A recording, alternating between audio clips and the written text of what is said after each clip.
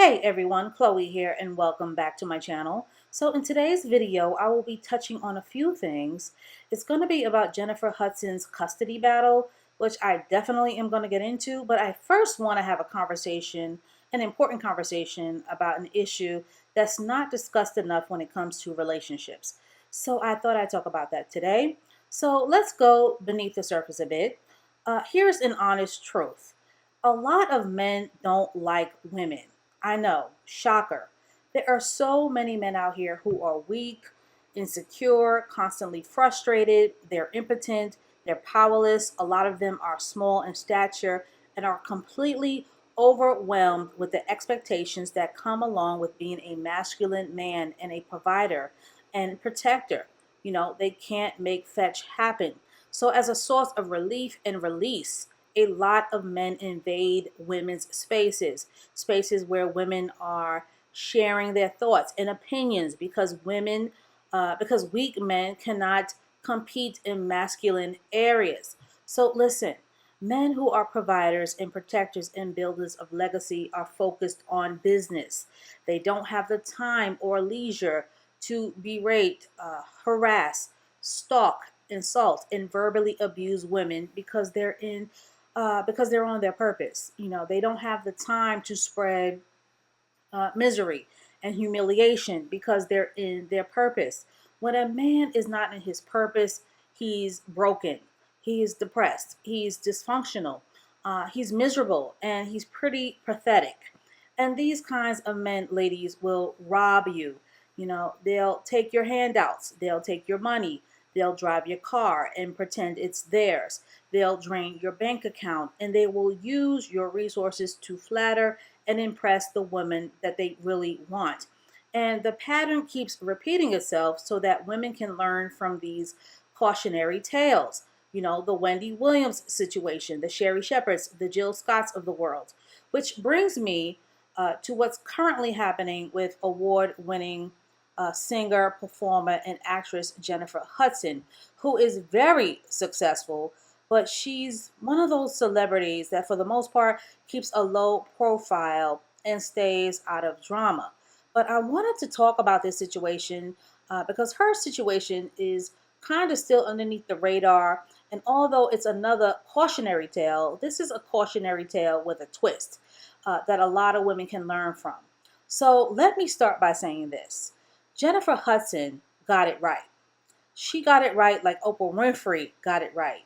She didn't do what women from Generation X or the very much older baby boomer generation did, and that's marry your mistake, especially when your man clearly isn't in a position to lead as provider and protector of a family. And thankfully, Jennifer's money is her money. She doesn't have to split her earnings because of the legalese of marriage, because she was smart enough to not marry a man she doesn't have respect for. She didn't marry her baby daddy. She didn't have any more kids by this man. But for the sake of her son, she did give David Otunga years, 10 years of her life. And those 10 years were the good years, from 25 to 35. Those are youth years, a woman's vitality years. Those are the years when a woman's beauty is at her peak. Her fertility is still thorough.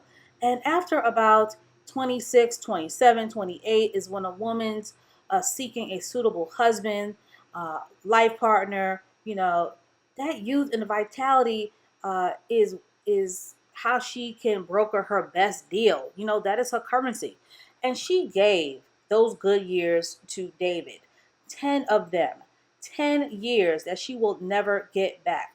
10 years for him to get it together to become the husband, provider, and protector that she needed him to become for his future wife and family.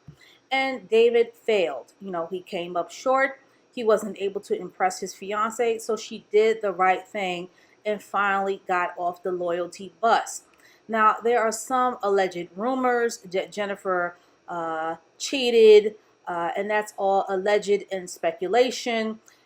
It could be maneuvering on David's part to throw some dirt on her otherwise squeaky clean reputation, but honestly, that's besides the point. Jennifer doesn't owe him a thing. She was ready to move on, so she said goodbye and bye, Felicia. The thrill was gone. And ladies, I need to say this: saying goodbye is a skill, and a lot of women need to learn and perfect this skill. And I'll probably do an upcoming video on that. So let me know about that in the comment section. So once again, another black female celebrity was the breadwinner and the visibly successful one in her relationship, and more than likely footing most of the bills and taking all of the credit. And the amount of friction that burns on both ends of the candlestick cannot be underestimated when it comes to these kinds of arrangements. Because a man will always resent a woman who takes all of the credit as uh, as he pays the price of being a kept man with his masculinity. And a woman will never respect a man who doesn't thrive at having his own. Most women, especially feminine women, do not like changing a man's diapers. And the more she has to change his diaper, the less she will be attracted to him. So currently, as it stands, Jennifer and David are in a nasty custody battle over their 8-year-old son. And I would imagine that her ex David would be a little salty over not being able to have access to the same lifestyle that he became accustomed to while being with Jennifer.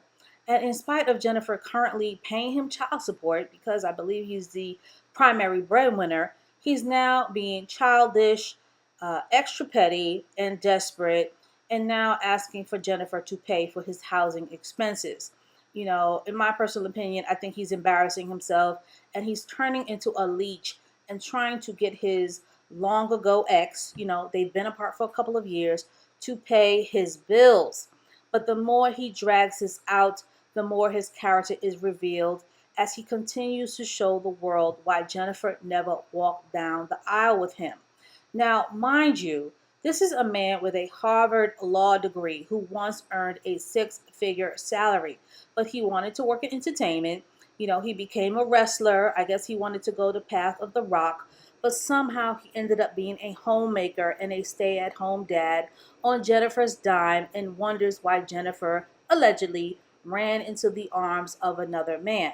And the funny thing is, a lot of women, men and women, they've got something to say about Jennifer abandoning the relationship and, trying to play this role reversal. And when the tables turned, women should pay up, this mumbo jumbo, which goes to show you that, one, a lot of pick me women like to put on capes for men.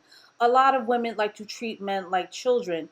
And if I have to be honest, a lot of women are raising feminine boys. They don't realize how much they're damaging their sons by teaching them to not be providers.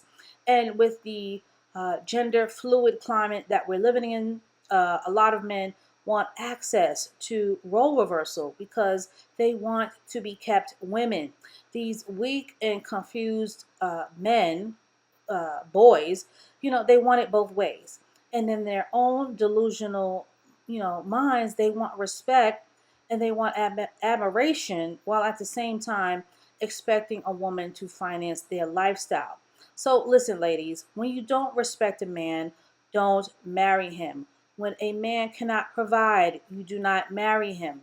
And when a man doesn't provide, he's telling you that you will be providing for him. And if you're dumb enough to fall for that con, then the joke's on you. When you earn more, you have more accolades, more of the spotlight, and you don't practice hypogamy and marry down.